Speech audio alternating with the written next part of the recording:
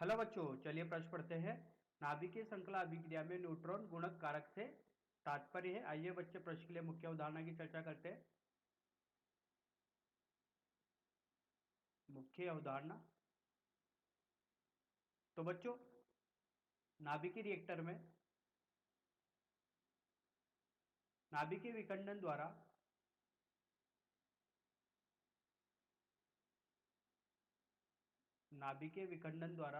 नाभिकीय श्रृंखला अभिक्रिया कराई जाती है। और ये श्रृंखला किस प्रकार की होती है? नियंत्रित श्रृंखला अभिक्रिया होती है।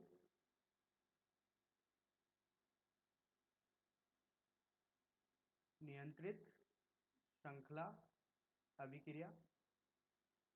तो बच्चों, जब यहां पर नाभिकीय विखंडन द्वारा नियंत्रित श्रृंखला अभिक्रिया कराई जाती है, इस प्रक्रिया में कुछ मुक्त न्यूट्रॉन प्राप्त होते हैं। इसके साथ साथ अधिक उच्च मात्रा में ऊर्जा प्राप्त होती है और इस ऊर्जा का उपयोग विद्युत ऊर्जा के रूप में प्रयोग किया जा सकता है। इसके अतिरिक्त बात की जाए तो इसमें रेडियो एक्टिव समस्थानिक भी उत्पन्न किए जा सकते हैं नाभिकीय रिएक्टर में। तो आइए बच्चों, इस मुख्य उदाहरण के आधार पर अपने प्रश्न को हल करते हैं। बोला गया है नाभिकीय श्रृंखला अभिक्रिया में न्यूट्रॉन गुणक कारक होते हैं। तो बच्चों, जब एक मंद गति का न्यूट्रॉन जब यूरेनियम से टकराता है तो यूरेनियम दो भागों में विभक्त हो जाता है। इनका द्रव्यमान यूरेनियम के द्रव्यमान से कम होता है।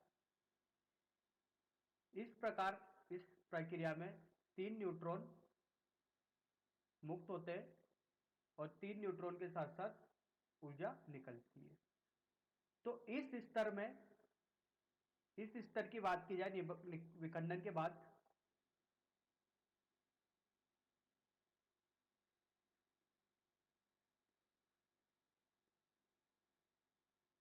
तो विखंडन के बाद वाले स्तर में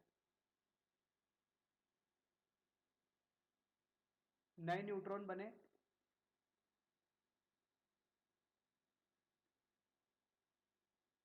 तो बोले गए विखंडन की संख्या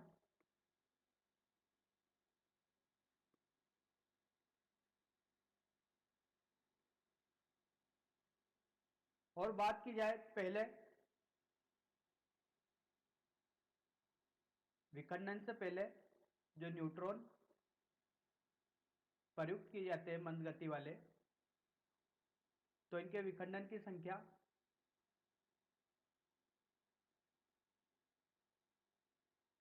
अब बच्चों देखिए यहां पर क्या किया जाता है।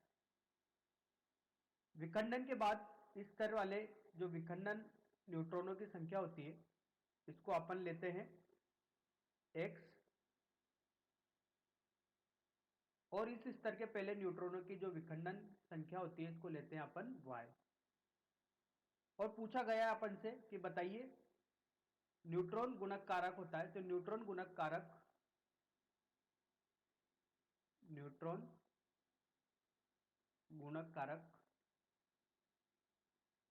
ये होता है 1/y का अनुपात। मतलब जो बाद में उत्पन्न हुए न्यूट्रॉन विखंडन के बाद, उनके विखंडन की संख्या बटे विखंडन के पहले जो न्यूट्रॉन प्रयुक्त हुए उनके विखंडन की संख्या बटे y। यही अपन का क्या कहलाता है? न्यूट्रॉन गुणक कारक कहलाता है। तो बच्चों, आशा करता हूं आपको यह समझ में आया होगा। धन्यवाद।